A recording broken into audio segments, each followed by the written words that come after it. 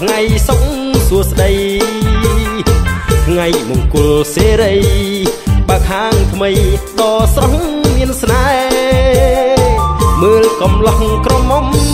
ក្មេងចាស់ទុំបន្តមកហោហែក្រុមភ្លេងវងស្រុកស្រែស្ម័គ្រចូលរួមច្រៀងជួយសុំពរជ័យ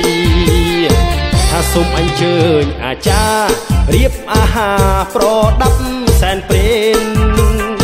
ផ្ដើមអុជធូបអុជទៀនថ្វាយទេវតាម្ចាស់ទឹកម្ចាស់ដីជ្រូកខ្វៃមាន់ស្ងោយឺពងទានំផ្អែមនំពៀសាប្រៃមានផ្លែឈើទុកជ័យការស្រស់ថ្មីថ្វាយបន់សុំហេងហេង